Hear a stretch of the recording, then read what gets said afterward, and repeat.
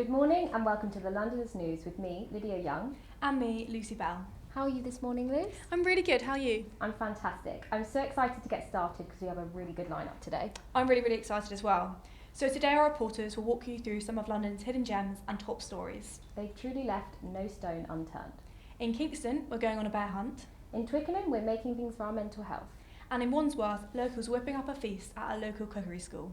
So, first off, we've got our reporter Ollie Loveland-Jones at Shepherd's Bush Market, where a controversial development proposal has faced local opposition.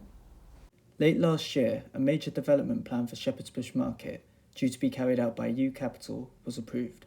Many traders and locals are angry and opposed to the development. I spoke to Imogen from campaign group Save Shepherd's Bush Market. Hello, my name's Imogen and I'm part of a Protect Shepherd's Bush Market campaign. I've lived in Shepherd's Bush my whole life, 56 years, and I've been coming down to Shepherd's Bush Market since I was a little girl, and it's the heart of Shepherd's Bush, and we're really worried locally that this new development that's being proposed by U Capital is an attack on the market and the long-term future of the market, the character of the market, the quality of the market as an affordable and diverse market for the local community. And so we've been standing up and we've been questioning this planning application, and we're asking that the mayor now stands up and protects our local community. The local authority, Hammersmith and Fulham, have resolved to approve the planning application so far, and we feel they haven't properly consulted with either the majority of the market traders or with the local community, and we feel that our voice hasn't really been represented, and so we're calling upon Sadiq Khan to stand up and challenge and call in this planning application and reject it, because we think we can do a lot better for Shepherd's Bush Market and we can have a future for Shepherd's Bush Market. Hammersmith and Fulham's planning committee approved the proposals in December last year. Sadiq Khan, as Mayor of London, has the power to call in and reject development proposals, though it is unsure whether he intends to do so.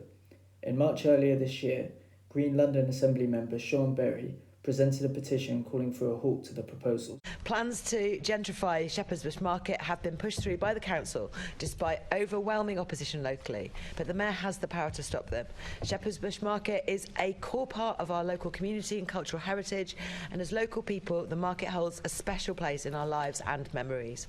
After 109 years of serving the local community, the character of the market is under threat. Developers U Capital plan to greatly increase rents for traders, put new traders on precarious short-term contracts and overshadow the market with an 8-storey office building. Just 7 years ago, a previous redevelopment attempt was thrown out in court, with the judge stating that the plans failed to maintain the diversity and multi-ethnic culture of Shepherd's Bush Market and the affordable environment not found elsewhere in the area.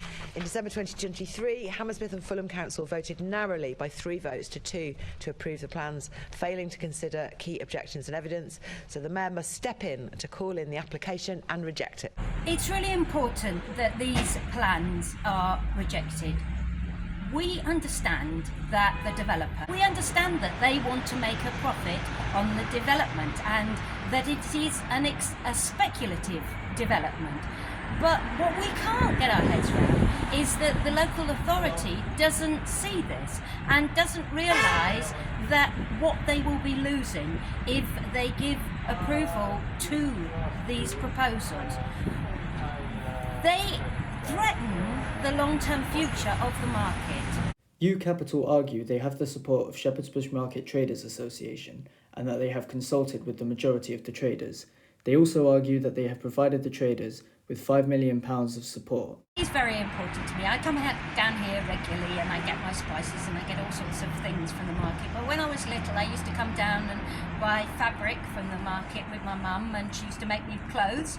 And I remember there was a man with a monkey on his shoulder. He used to be walking up and down. And the demographic in the market has changed over the years, as it has across London. And it's really interesting the way in which you get new communities coming into the market, and it's a vibrant and lively place, and it's something which is really important to working class and to marginalised communities within West London. And this is really important. We need to not be pushed out of our local spaces. And I get questioned, well, who are you? When I say that I'm objecting to this. I'm somebody who lives here and I have a right to have an opinion, as do you and as does anybody who lives in a local area. But we're having our rights policed, and the decisions seem to be made all around people who don't live anywhere near here, making a huge profit on off the back of our local community. And so that's why I'm standing up and why I want this proposal to be rejected. So Ollie joins us in the studio now. Thank you for being here. Why is there such controversy surrounding the development of the market? So campaigners argue that a lot of the traders and local people are opposed to these proposals. On actionnetwork.com, the campaigning site, over 2,000 letters have been sent to Mayor Sadiq Khan calling for the proposals to be halted. I think one thing that shows how controversial they are was when the plans were approved, the proceedings were interrupted with the planning committee, Hammersmith Film Planning Committee that is, because of protesters interrupting them. And there's various other things as well, like there's worries about rent increases for traders, though U Capital have pledged for there to be none of those until at least 2031. It's really good to see that there's kind of pushback from the local people and they're standing up for what they think is right, and I think that's really nice to see. Yeah. Because I feel like sometimes things just happen and no one really questions why. So I guess on a similar note, why is Shepherd's Bush Market so important to people? Well, for one, it's a very historical market. It opened in 1914. Part of their history was providing stalls to returning soldiers in 1918 to help them build their lives again. And like today, it's a place many residents enjoy going to get food, to get fabrics, to get anything. And markets are just generally very often a good home for a community. And communities are shown to reduce loneliness and positively impact people's mental well-being. So I think that definitely plays into why people are angry about the proposed development. Yeah, I know markets are a massive part of my childhood. I don't know about yours, but 100%. going down to the market with your parents when you were young is like a really important part for some people and part of their routine. So it was obvious that your interviewee definitely felt that way. What do they believe the next step would be to stop the development?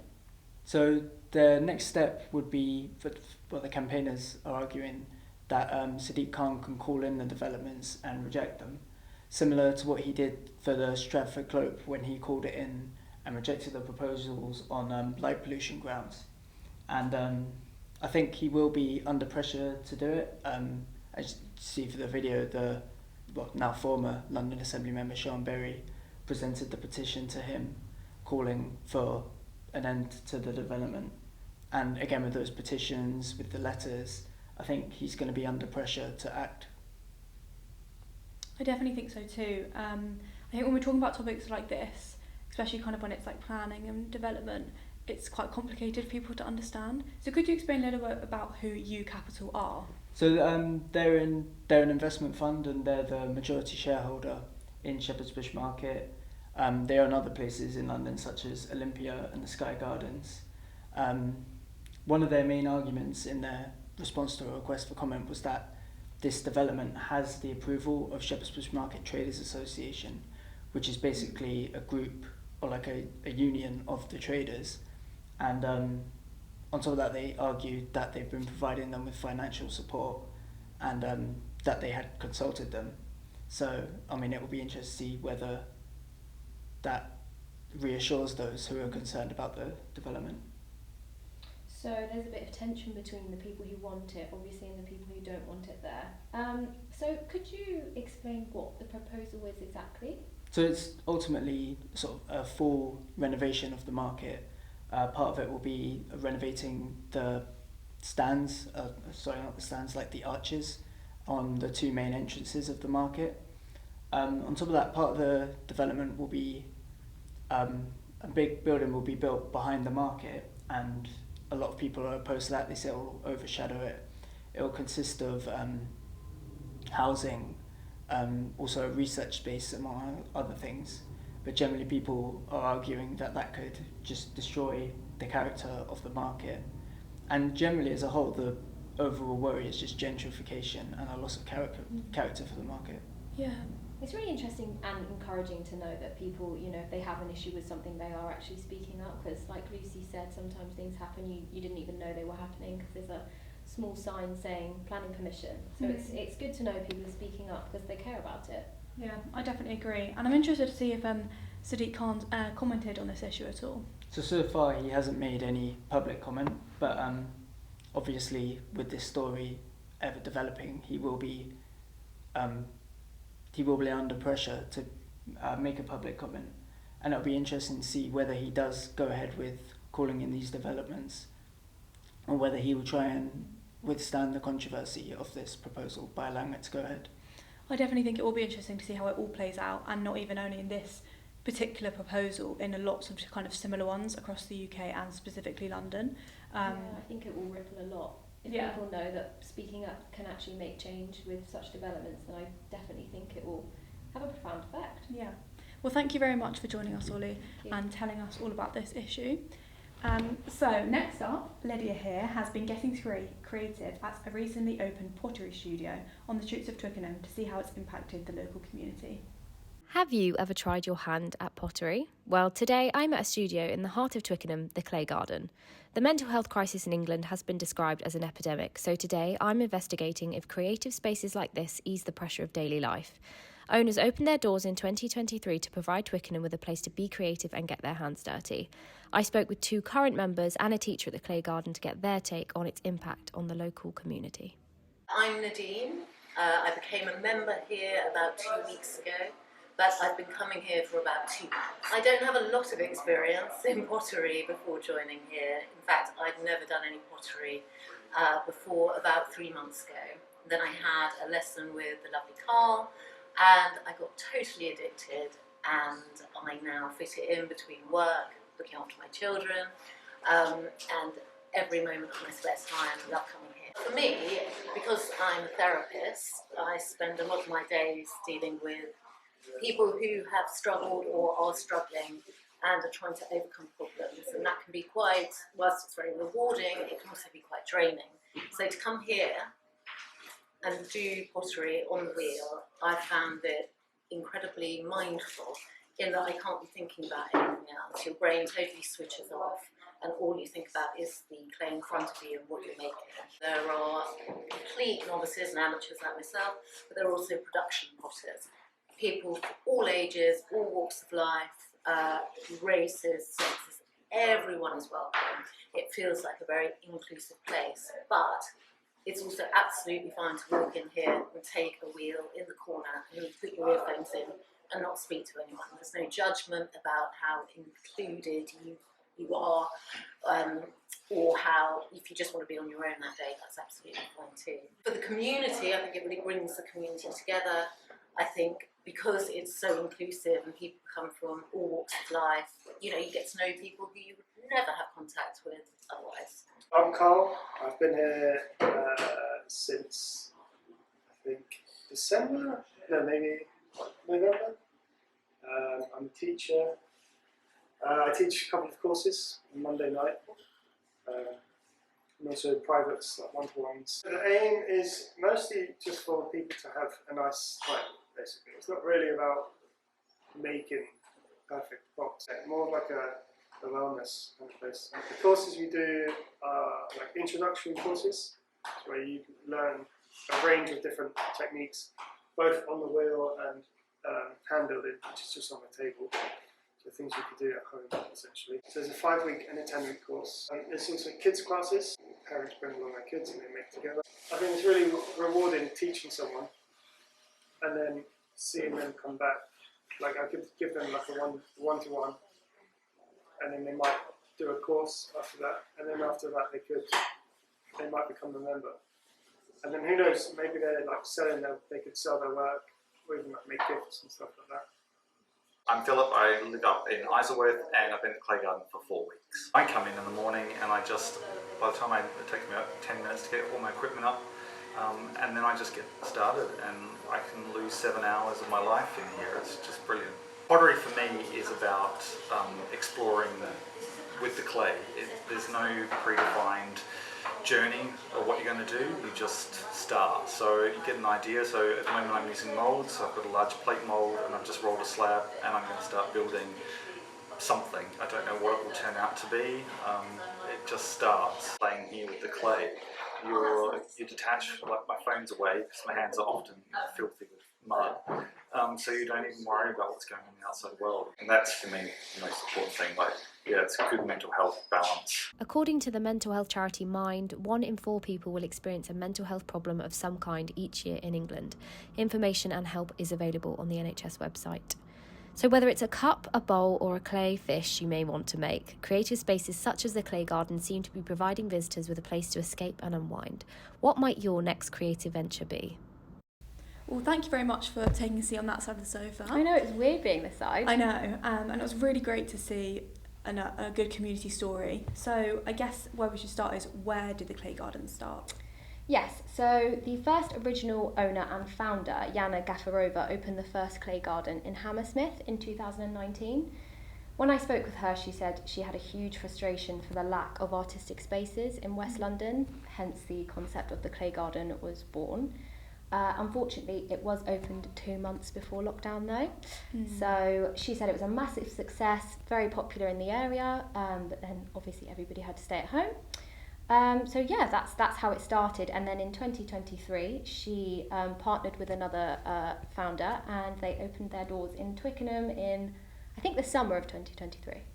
I mean, I remember doing a bit of pottery when I was at school. I'm not sure it's quite up to the standards of some of the pottery in that video.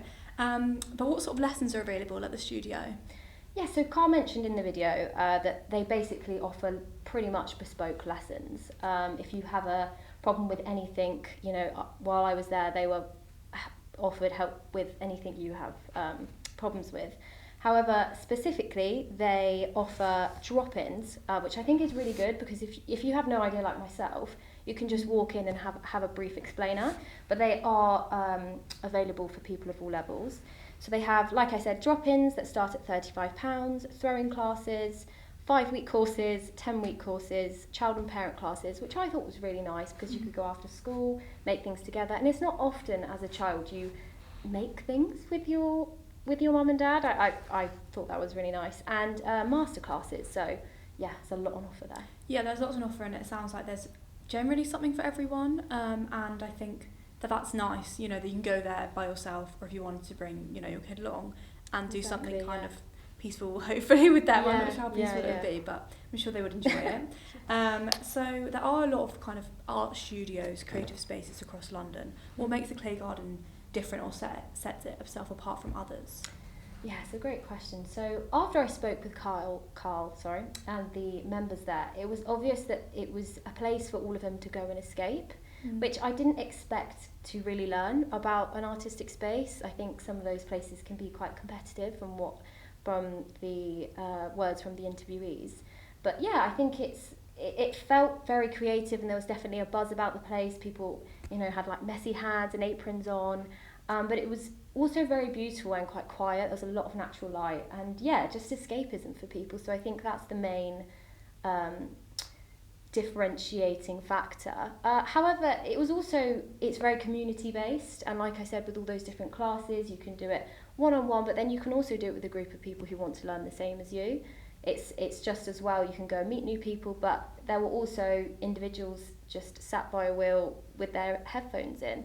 So it's very inclusive, and I think you decide sort of how you want to experience it while you're there, which I think is really cool because that's quite unique, and I'm not sure where else you could particularly get that. Yeah, I guess cover a space that covers all all experiences that you might want to get, whether that be sociable or just to retreat into your own mind. And whatever mood you're in, you can just go in and be creative. You don't have to be particularly chatty. I mean, I got a cup of tea on arrival. It's always Very great. nice. Yeah, nothing can be can't be killed by a cup of tea. So we just discussed then kind of how it can be quite a mindful act and it's quite a nice space. So how does the act of pottery itself help people's mental health? Yeah, so I thought some statistics would help in explaining this. So the mental health charity Mind, who provides services in Richmond, did actually publish stats which state 1 in 4 people will experience a mental health problem of some kind in England, which I thought was quite shocking. But even further on from that, 1 in 6 people report experiencing a common mental health like anxiety or depression in any given week. So in aid of that, I was researching and found a segment of the NHS website called 5 Steps to Wellbeing. And interestingly, I found that the pottery and the clay garden itself did tick a majority of those steps off.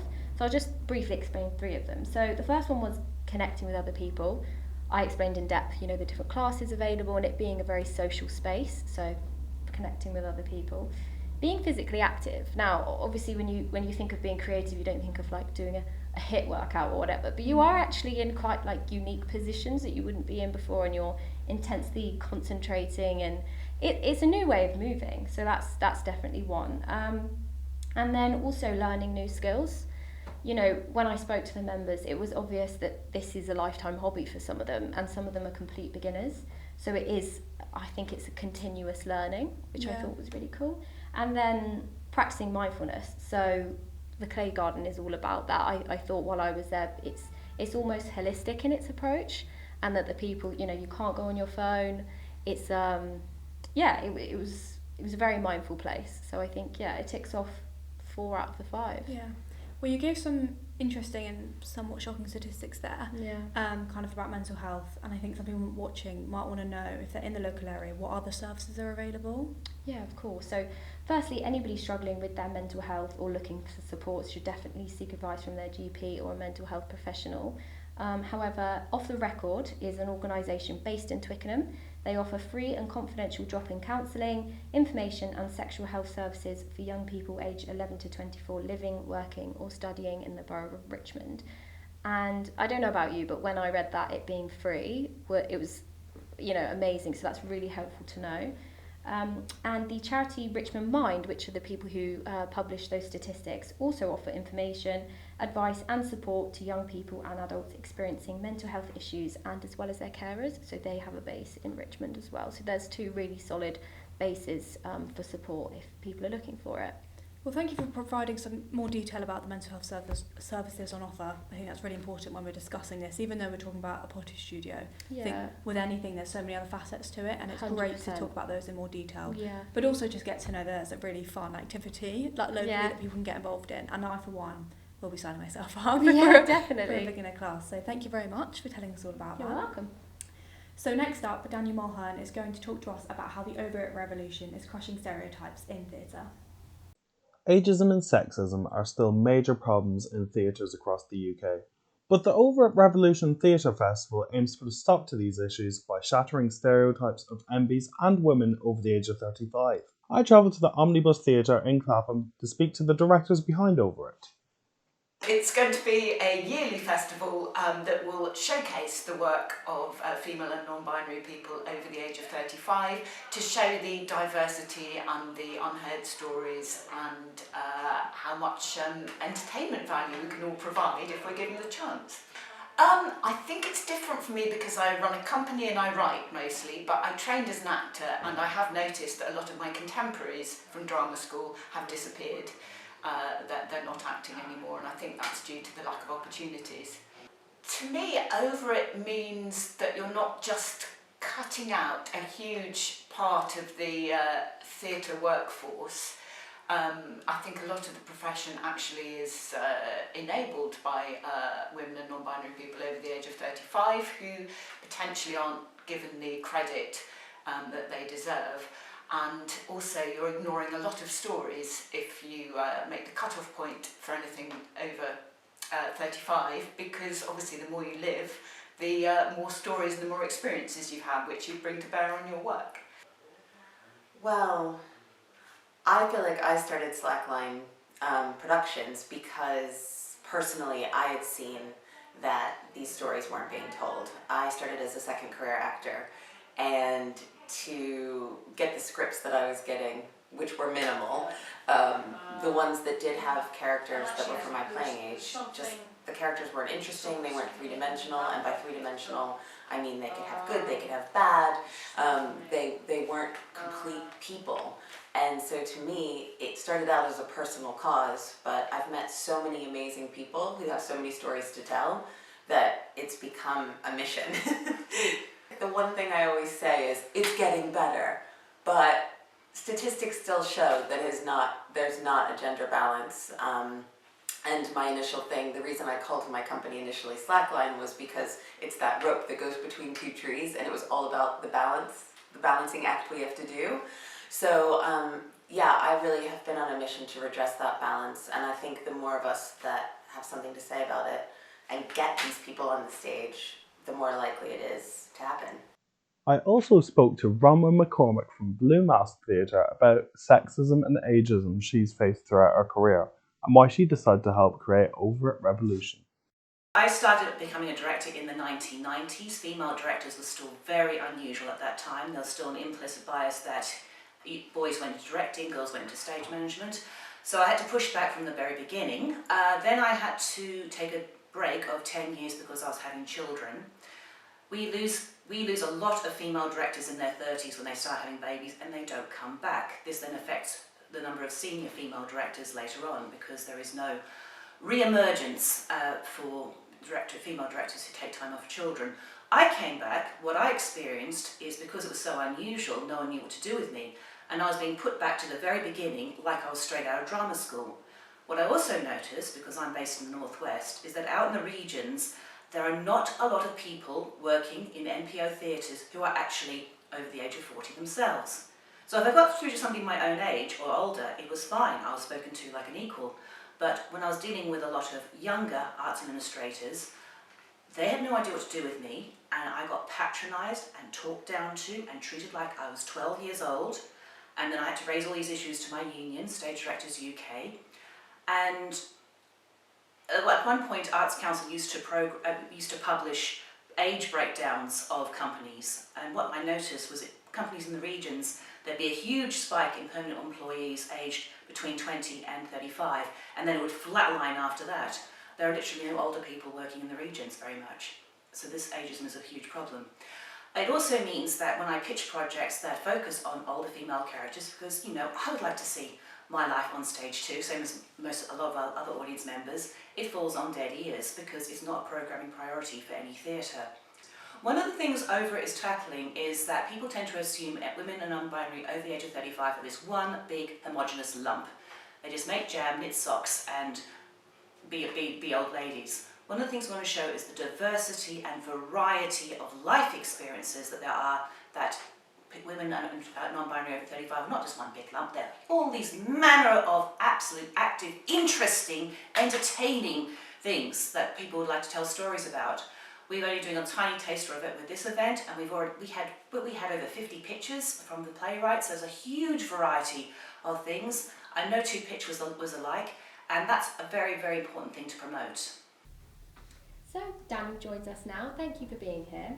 How did Over It start? So it all started with a tweet. Polly Wiseman, the Fire Raisers director, noticed that a lot of opportunities for artists had an age ceiling of 26 in theatres across the UK. She said putting under 26 or a similar ceiling on your artist opportunities is not only ageist, but also sexist, racist, classist and ableist. This tweet gained traction, and Polly began discussing the lack of opportunities for women over the age of 35 with Kristen from Slackline Productions and Bronwyn from Blue Mask Theatre, both of whom were tagged in the tweet. They started discussing the idea of doing a yearly festival called Over It for women over the age of 35. And thus Over It was born. Well, personally, this really excites me. Kind of like a female feminist kind of festival movement. So when you went along, what was the mood like? Yeah, so there seemed to be a sort of nervous excitement on the day, but it seemed to calm down a bit because everything was quite well organised. The Omnibus has a coffee shop, so everyone got to meet each other before the rehearsals, and that kind of calmed the mood down. I was then able to see the rehearsals for the show and saw all the talent on show. I filmed it, so Everyone's obviously just seen it in the video, and I'm sure you'll agree with me that they all seem to be filled with confidence and it all went really well. So I was gone before the launch in the evening, but I'm sure the launch was just as great as the rehearsals were. Yeah, your interviewees definitely seemed very passionate about what they were talking about, and like Lucy said, it's super exciting to know that there are women out there sort of pushing for this kind of thing. Your second interview mentioned statistics showing there isn't a gender balance in theatre. Could you elaborate further? Yeah, so Kristen may have been referring to a range of statistics that were published in a report carried out by the Sphinx Theatre and University Women in the Arts. These statistics include male scriptwriters on average writing mostly for men, while female scriptwriters write equally for both genders. In 2019, nearly 3/4 of female performers said their gender significantly increased pressure on their appearance. This was compared to only 28% of men.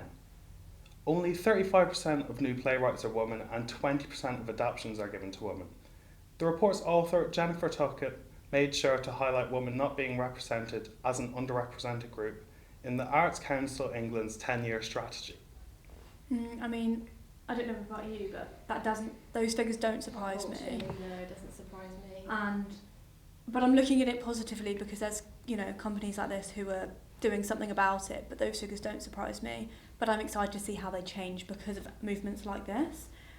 So your last interviewee mentioned NPO theatres. What does that mean? Yeah, so I followed up on this after the interview, and I was told that NPO stands for National Portfolio Organisation. This means they have a responsibility to protect and develop national arts. It also refers to a group of museums, libraries and arts organisations in England that are funded by Arts Council England. So basically it means they're core funded so they can have workers on a salary to run their organisations rather than just have freelancers employed on a project by project basis. So how were people able to take part over it? Yeah, so women and non-binary playwrights aged 35 plus were able to apply through the BBC website by sending an email to Overt's email address. 6 of them were chosen to take part. They'd have to write a form saying who they were, their writing experience, and a page-long idea of the response to Overt's revolution. The 6 selected writers were then given a brief and had 1 week to write a 10-minute play. The 10-minute play was presented on the launch on the 23rd of March, and the yearly festival is set to start in 2025. That's super exciting. I mean, I'll definitely leave it to the professionals because I could not write a 10-minute play in 1 week. So thank you so much for joining us, Dan. Now we're heading over to Wandsworth, where Lucy here has been cooking up a storm at the Avenue Cookery School. Hi guys, so we're here today at the Avenue Cookery School in Wandsworth, where they run cooking courses and classes for a range of abilities and different types of workshops. So let's see what's going on today. I spoke to the 3 partners, Diana, Richard and Sophie, who are also mother, son and daughter, all about the cookery school and what sets it apart from others. I'm Diana, or Darling, honey bun sweetie pie. I used to run a deli, my own deli in Chelsea, and I went and applied for a job at a cookery school called The Grange down in Frome, and I was just wanting to work and just see how a cookery school ran. Actually, I didn't imagine I was going to get the main job. Anyway, they offered me the main job.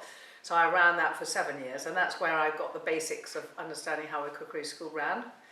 And then I came up to London and met a woman who had set up a very small cookery school in her garage in Chartfield Avenue. That's why it's called the Avenue, actually. And then I ran that for 10 years with her, and then my darling little children turned up. So my name's Richard, obviously part of the family. I started off as a builder, so my dad was a builder and my mum was a chef, so basically I went through the building route. At night I used to come here and wash up, and then one day I was helping mum wash up, and her partner basically just said that she wanted to retire, and then the business was kind of going to go down if there was no one else to run it with her. And basically I'd already worked for ages actually in the kitchen working as a KP, so I knew everything that was actually going on, and then started working with her. I'm Sophie. I have a bit of a kind of mix. I've done nannying, I've done corporate events, I've done a lot of PA work. You guys are great chefs, but the business side was lacking, so I kind of wangled my way in, and then it kind of became family run, and then I just used my organisation, and yeah, I think I've always been a foodie, so that's kind of how that bit came in. It's basically all ages and abilities, so kids classes, Small kind of detailed scientific classes, so the sous vide, the macaron, the perfect roast, that kind of thing, which could also be family, so people come as like a family. We do corporate hen parties, and then date nights. We do 2-hour workshops to 3-hour bottomless booze. That's the workshops are bring your own booze. Just like a huge range. And then our 1 and 2 week courses. So we have the classes and then we have the courses. And the 1 and 2 week courses, we teach DAV residential, students going off to university, to nannies, to people who they just want to come and get professional teaching. And then also, people who want to go and do a chalet season or yachty, like go and work on a yacht and cook for, the people that are hiring the boat. As we said, we have 80 plus classes. So there's just a massive variety. We also do kitchen hire. So, the space is always full and buzzing. People come here and it's either they do it as a family or as a couple or whatever, but it's a great gift for Valentine's Day, Christmas, whatever, birthday presents. So I think that people are kind of leaning that, and especially suddenly being released from lockdown, they're like, oh my God, get out. I would like to say all of our classes, you're doing about 80% learning, 20% fun. But the thing is, I would say the majority of the time, it's probably 50-50, maybe even going more into the fun, because you can come and I will always teach as much as possible, or whenever any of us are teaching, we'll teach you as much as possible, but it's people getting together, cooking good food, learning different things, and experiencing something where even if they don't learn anything on the night, when they go home they'll actually go, well, that was really good fun when I cooked the other night when I came to the school, so I want to do it again. Something we've noticed people love about us as well is that it's not intimidating. I think a lot of people go into a kind of school environment and they're like, oh, I don't want to say that because I feel uncomfortable, but because of the atmosphere that we have, people come and they're like very comfortable to ask a question that may be deemed stupid somewhere else. So they feel, because it's like a home, relaxed atmosphere. It's a proper home. What we're known for is that it is a load of fun and you learn lots, and that's what people want. Because I think any subject, if you're having a lot of fun, you're going to learn, aren't you? You can love a subject, you've got a ghastly boring teacher, you're not going to enjoy it. But if you've got a really fun teacher, you're going to take on board everything. It's our life. We breathe it, think it, and do it. This family-run school aims to teach people of all ages and abilities an understanding of food while having a great time. They move away from cookbook dependency and use recipes as sources of inspiration and guidance, giving people the skills to try something new and to cook with confidence. Wow, it looks like you had a fantastic evening at the Avenue Cookery School. It's definitely made me really hungry. Me too. But why don't you tell us a little bit more about the school and what classes they've got on there? Yeah, so as we saw from the video, it's a family-run school based in Wandsworth, and they have over 80 plus classes on offer. Oh, wow. And it was founded back in 2004 by a lady called Mary Ford. And they actually recently celebrated their 20th anniversary, so that was really exciting because they were celebrating it when I went down. And so in terms of, there's lots of classes on offer. They range from kind of tapas, Mexican, Korean, even more than that. But so there's kind of really something for everyone, which I guess is really exciting. So you know that there's kind of always something on offer for you. But that being said, I would note that it is a premium experience and prices do vary between courses. But I also think it's a really great gift. Like when I went along, I'd say it was a Korean night, but it was like a date night. So it was essentially couples, I'd say like late 20s, early 30 couples. So kind of none of them, I don't think many of them knew each other before they went, apart from the couple they went with. And that's who were there, and I know some of them were gifted the experience. So I think it's really fun, and it's also a gift that keeps on giving because you can share it with people around you if you choose to go with other people. There was also a hen party when I went, which that's a great I loved, idea. and they definitely had a great time. But there's more information on their classes and what's on offer on their website. Brilliant. So it sounds like a very social experience as well as like a learning one as well. Yeah. So, sorry, my script has turned off. Let me just find your questions again. So there are lots of cookery schools in London. What sets this one apart from the others on the market? Yeah, so the main thing for me is they aim to teach people an understanding of cooking. They actually don't give people a recipe because they want people to think about what they're actually doing. And they did say to me, why would you pay to come along to then just follow a recipe, which you could do that at home, which I thought was very honest of them and And I liked that as well. It's a good point as well. Yeah, like why would you? And they also, Rich was talking about with the Korean class I went to, the fact that they use basmati rice because it's quite accessible, both in terms of the supply and it's not the most expensive type of like rice on the market. So they're actually giving people ingredients that they're able to then go and buy and recreate these dishes at home. So they're not some sort of like Michelin star ingredient that you're never going to be able to source. It's actually something that they can use to recreate. That's a really thoughtful thing to incorporate into your business. Exactly. Yeah, that's very... And lastly, with that question, it was people I think really enjoy that it's family run. You know, I spoke to a lot of people there and they really liked the atmosphere that was created. I did go on a Friday night and obviously it was couples and there was, you know, alcohol, but I think even some people who weren't drinking or who were sober, they equally had a good time. And it was just a very relaxed atmosphere, but you're also still learning. And Rich, he spoke to me about how much he loves the science of cooking, and sometimes when he's talking to them he goes a bit geeky, but actually it shows people that he's actually professional and he's engaged with this. And even if like they don't remember some fun facts that he's sharing, it's like it's enjoyable to listen to, and he was really great at teaching as well. So those are kind of the main points on that. Yeah, it's obvious that they're very passionate about their school, because then I think, you know, it comes out in how he explains things. So you mentioned sort of inclusivity financially. Naturally, it goes without saying the rising costs of living and the effects of the pandemic are particularly noticeable in London especially. How has the Avenue been impacted by those things? Yeah, I think good question as well, because we all went through these things and still are going through these things. I think in terms of the pandemic, it actually increased their business and their revenue because they went online and they weren't online before. That's quite rare. They did social media classes and they also did online classes. So during COVID, they companied with a sushi company called SoJ2, and they did a class, Diner did a class with over 150 people from all across the globe, US and China and so on, essentially all making sushi together, which I just thought, I mean, I did some like friends quizzes and cocktail nights. Oh yeah. Not quite on the level of 150 people making sushi, but it was really, really, it's just great to hear those sorts of things went on, and the fact that actually in the face of diversity in terms of COVID, that they managed to build their business. But in terms of the cost of living as well, for the most part the customer base wasn't impacted.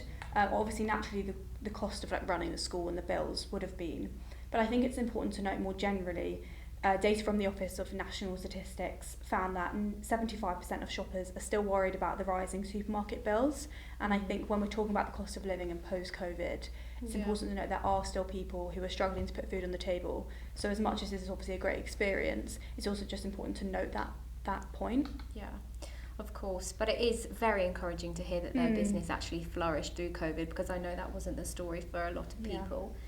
In a similar vein then, in a post-COVID world, why are people investing in social activities such as cookery courses, and what are the benefits? Yeah, so we spoke about this earlier, you know, with the clay garden, and I think it's interesting you ask, because when I spoke to Rich as well, when I went down to the school, he kind of went on to say how when he went into supermarkets, that actually a lot of the big pastas, big bags of pastas were gone, but ingredients such as bulgur wheat and buckwheat, which are lesser known, maybe people don't know how to cook with them or can't cook with them as confidently to create a dish that they like. I definitely don't. But they're actually really great ingredients. They're actually, bulgur wheat's used a lot in Greek food, and it's really, really nice. And he was just shocked at the kind of the lack of popularity of ingredients that are just as tasty when they're cooked correctly. So that sometimes that went on with the family, saying that people aren't really, that they kind of came out of COVID realising they're not that self-sufficient. Yeah. Which obviously if you've not had that experience at home of being taught how to cook, or if you haven't gone to university, or if you have and you haven't learned how to cook or haven't been exposed to it, then I think it's an assumption that you would know how to. So I think that's also something that kind of was noticed for the popularity of it. I think there's kind of physical benefits, obviously, of cooking good food and providing that on the table. But I think for me, the things that stood out the most was also the emotional benefits. As I said, we spoke about it in your video, the feeling of connectedness, meeting other people, being able to expand your social circle. And I'm also a big believer in eat good, feel good. So like eat everything in moderation, balanced, because at the end of the day, you know what your body reacts well to in terms of food. So that's kind of, the actual act of cooking, I think resonates quite well with being mindful and being connected. But finally, we also know that people are investing more into recreational, kind of those activities, because data from Statista shows that in 2023, people's expenditure on activities such as these was approximately £56 million. Oh wow. And we know that this is the highest it's been since 2005, so a year after the Avenue actually opened. and it's actually gone up year on year, apart from COVID, but since then it's increased year on year. So people are essentially spending more money on activities, which doesn't surprise me, because I think in COVID that's one thing that kind of stood out that people missed. Yes, I definitely did some weird and wonderful online Yeah. classes in COVID. And it's also just a much more prevalent thing now. Okay, what am I going to do? I'm going to my gym class, or I'm going to my knitting class, or whatever it is. Yes. I think that is much more popular.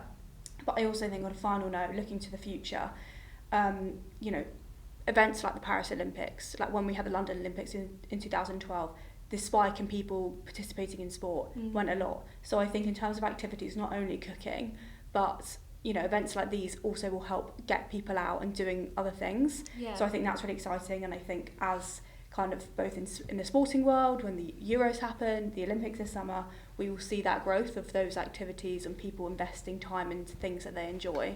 So I think it's really, really exciting as well. Yeah, me too. And you've definitely inspired some birthday presents that I'm going to give people this year, and I hope that I get one too. But moving over to sport now. Our reporter Libby Jennings explores the reasons why skateboarding has become more popular. The skateboarding scene has never been more prevalent in the capital. What was once only considered a hobby for teenage boys can now be seen as a legitimate career for everyone. Skateboarding joined the Olympic scene in 2021 for the Olympics in Tokyo. British skateboarder Sky Brown won a bronze medal and became a world champion just at the age of 13. Sky's amazing skateboarding career has inspired so many people to get into the sport. With that, skateboarding returns to the Olympic stage this summer in Paris. On a mission to find out more, I spoke to Design Museum Skateboarding Exhibition's curator. Skateboard's origins are in America from maybe the 40s, 50s, 60s. Kids were riding fruit crates with planks of wood attached, and there's this kind of mythical moment where at one point a kid removes the fruit crate and the skateboard is born. The big boom in the UK, it was in the 1970s, and that's likely because people were travelling to America and then bringing back skateboards. I think today skateboarding is now seen in a very different light than maybe it has previously, and I think that maybe there are more parts of the emotional well-being elements to skateboarding that we're now seeing as positive. In terms of the documentation and the accessibility through stuff like film and now social media, that has been created, helped with the spikes of people taking up the sport. The first quarterly skateboarder magazine from 65, I believe, there is a prediction in the editor's letter that says maybe one day skateboarding will be an Olympic sport.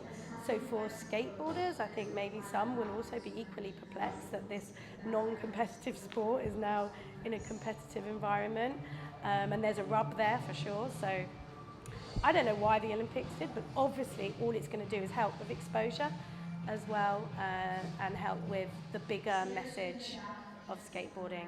Next, I spoke to Best Foot Forward Skate Academy, a skate school dedicated to making skateboarding accessible to everyone of all ages and skills. Their founder Mark Nolan shed light onto why he thinks there's been a surge in people taking up his classes and in the sport. I saw on your Instagram that you did a non-binary and female class. What inspired you to do that? So yeah, we've done quite a few now. We've done about a dozen or so. It's actually held right behind you here. And it was something I was thinking about for a while. And then kind of in the theme of getting everyone included in what we're doing, we kind of put out the questions to our community asking what they wanted to do next. A few people suggested it and it kind of took off from there. And then after doing the first one, we knew, you know, this is a needed thing for people. We make it free. We provide all the boards. There's no barrier of entry. Yeah, it's gone really, really well. It's one of our highlights every year that we do. I think just more and more people are happy to be doing things now. We've seen a massive increase, particularly in young women. I think that's the same for all sports across the board.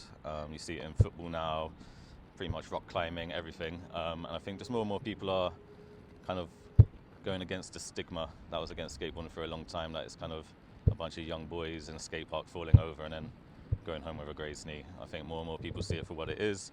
It's great for your physical health, your mental health, and just the community involved as well. Like I said, there is now groups and crews and scenes out there for you, special nights just for older skaters as well.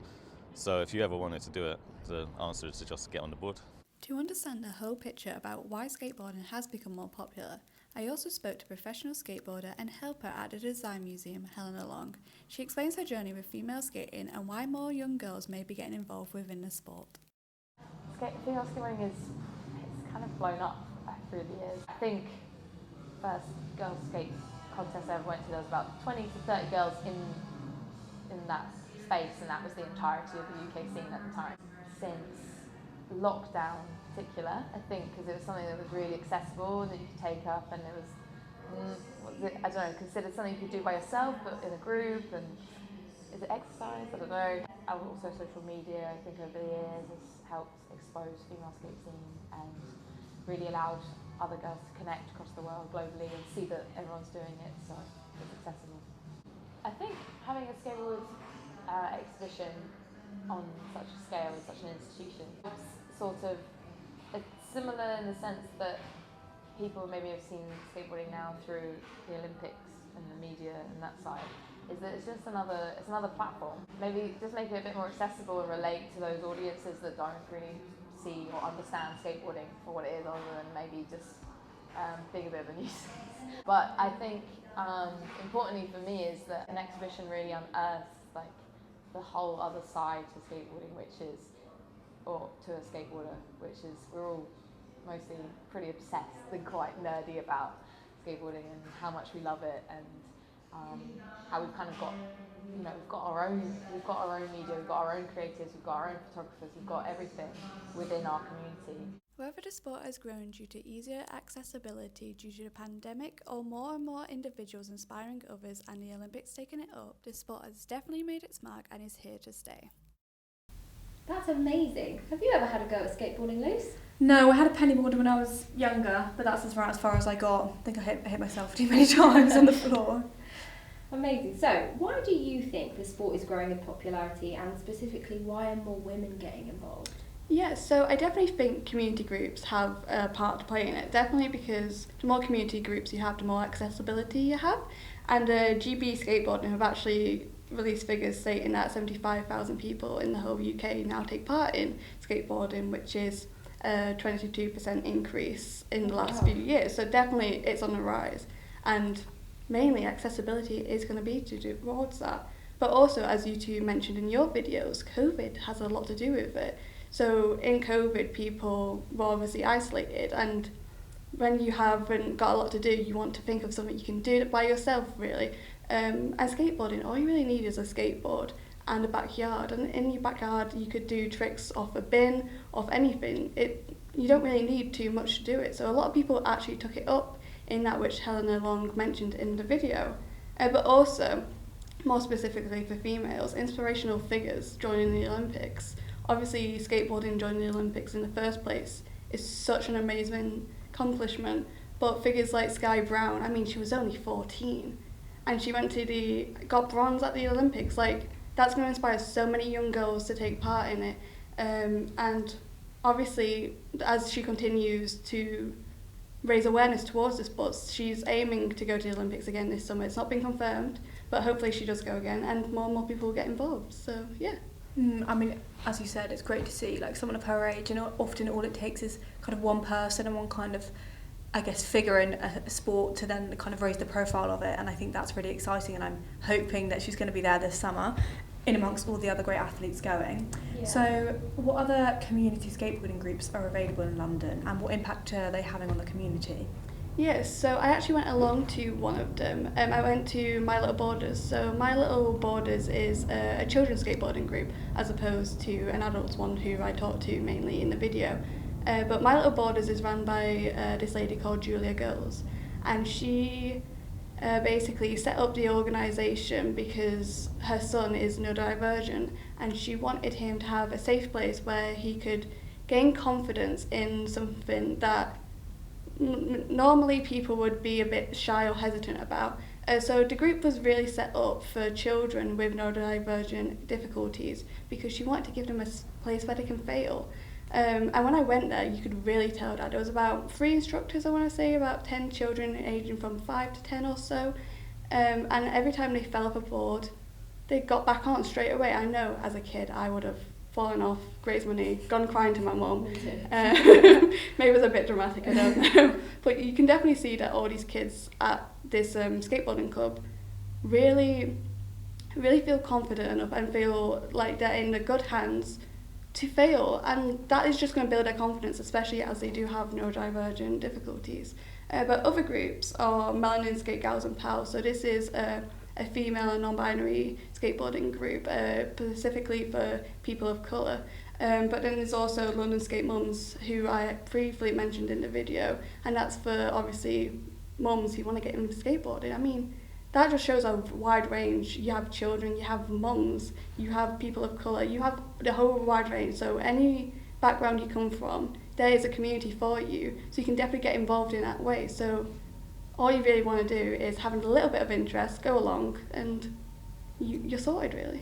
Yeah, it's so encouraging to hear that there are places that are, welcoming inclusion, but also anything that increases the amount of women participating in sport is an absolute plus for me. Yeah, you. I mean, both for me the kind of pro-female kind of groups, but also the neurodivergent aspect. For me, I'm neurodivergent, and I feel like it's great to see things like that. Like, I was fortunate enough to be supported when I was younger and kind of had it, like I found out early, so I had the support I needed. But I can imagine even recreational activities, having that environment that is focuses on that difficulty for young kids is so exciting, and I'm also a bit jealous that they have that, and I'd 100% would have gone to that club. So yeah. Yeah, it's a very unique outlet, 100%.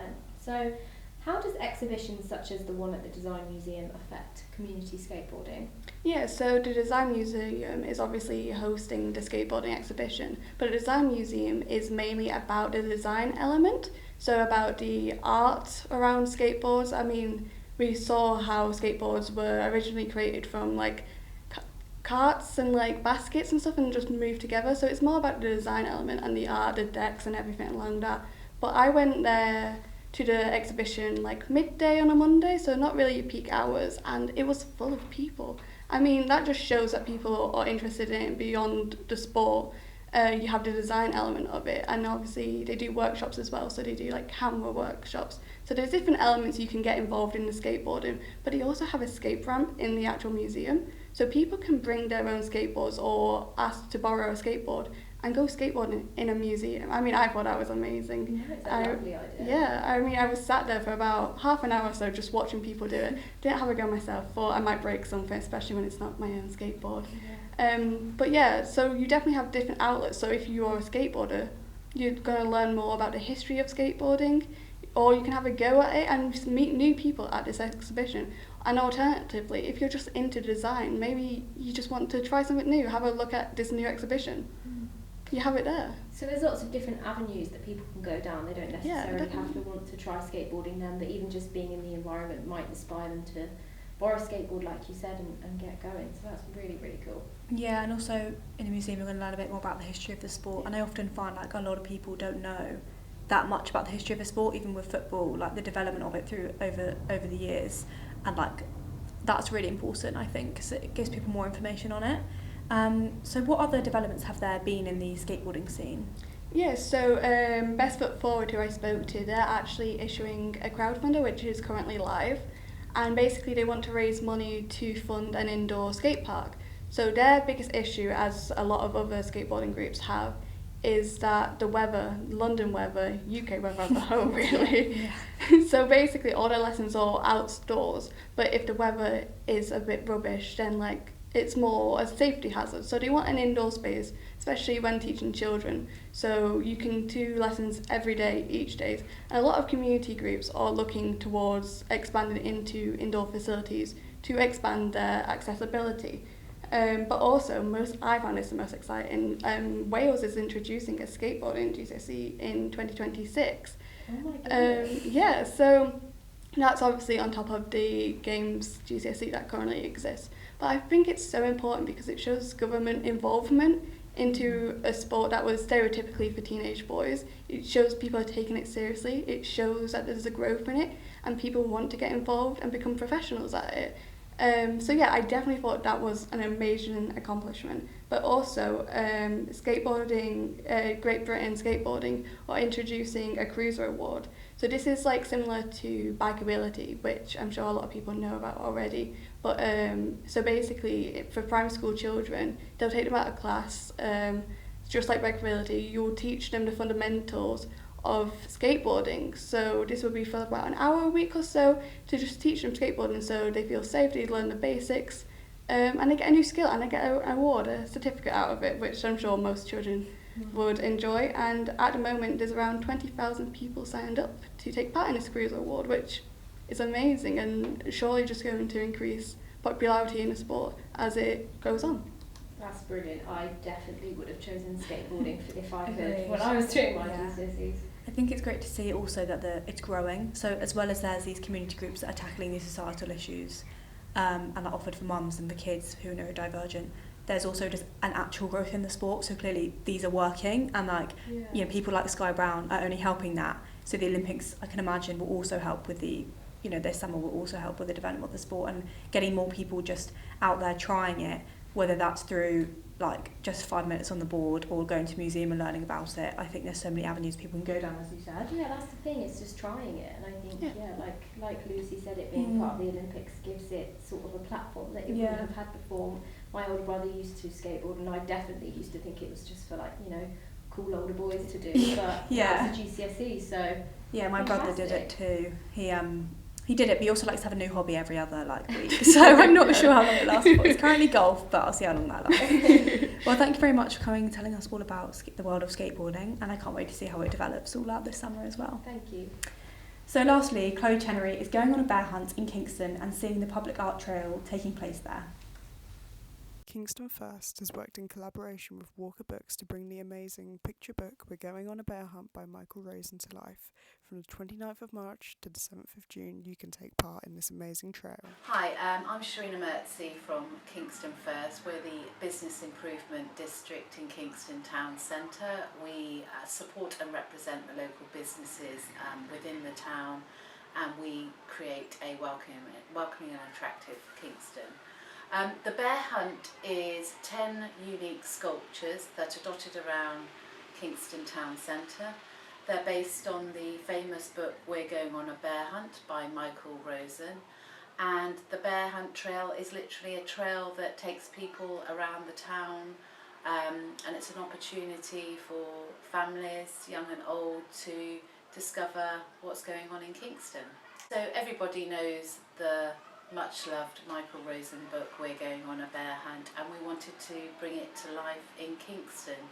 We've had real success with trails in the past, so we felt that this was a perfect opportunity, working with Wild in Art who create the bears, to bring something distinct and unique to the town centre.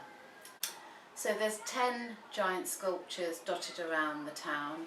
They are painted differently by different artists from around the country, and each bear represents something different. So we've got Clarence the Climate Bear, obviously representing climate change. We've got a bear, We Are Kingston, which is reflecting all the different faces from our local community. So there's something interesting with the artwork for each of the bears, and also interesting facts on each of the bears.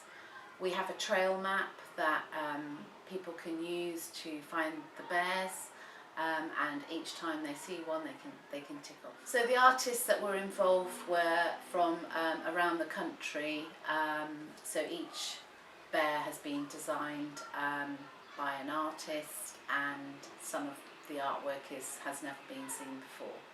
So the sculptures are really in the heart of the town centre, dotted around from the rotunda all the way down to the riverside and in between. So best to pick up a trail map from either Fusebox, Waterstones or the Rose Theatre, which will help people navigate around the town.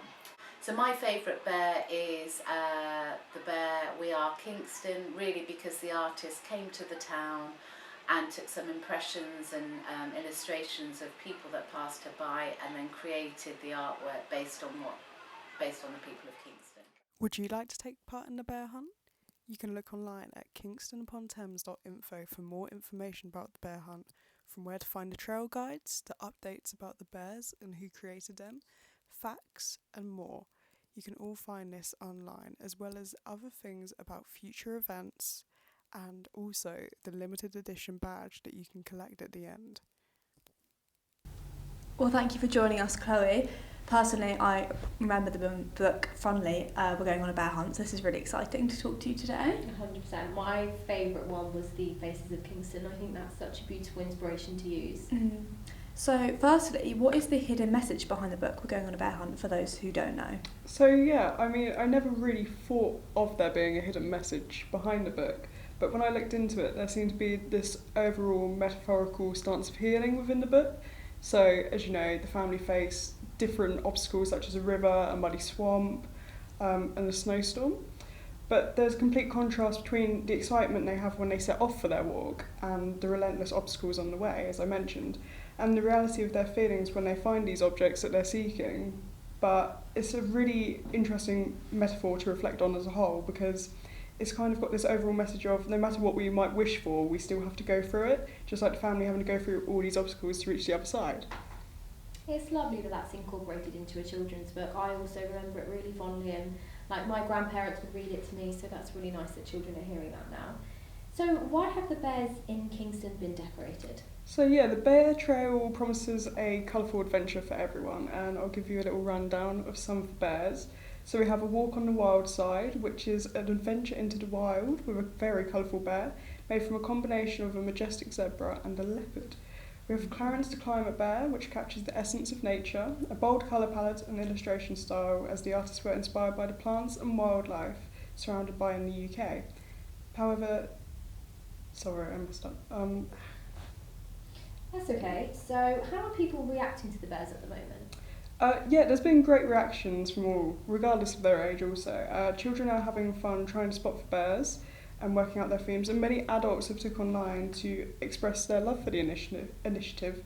So one person said that they're using it for their training and consultancy company. I found that on LinkedIn. I found it really interesting, and they really see it as a perfect marketing strategy. And Charlie Langhorne, the managing director of Wild and Art, said the partnership is a great endorsement of the cultural benefits of our events, which bring fun, free art galleries to communities and unique opportunities for artists and brands to reach new audiences.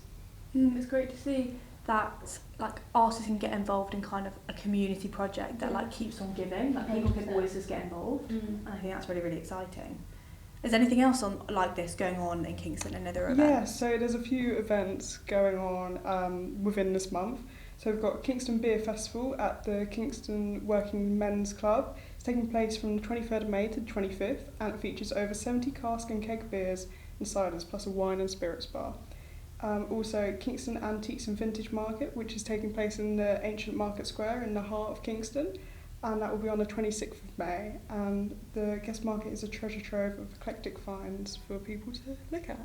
They all sound absolutely brilliant, and I suppose, do you want to go on a bear hunt, Liz? I do want to go on a bear hunt. I'm going on a bear hunt with you. Let's go. Perfect. Well, thank you very much for joining us, and it's been fascinating to hear about a nice community story. I think it's a great thing to end on. But unfortunately, that is all we have time for today. Thank you to all our reporters for joining us, and tune in next time for more of the best stories London has to offer. I'm Lydia Young. And I'm Lucy Bell, and thank you for watching the London's News. Don't forget to check our socials linked below.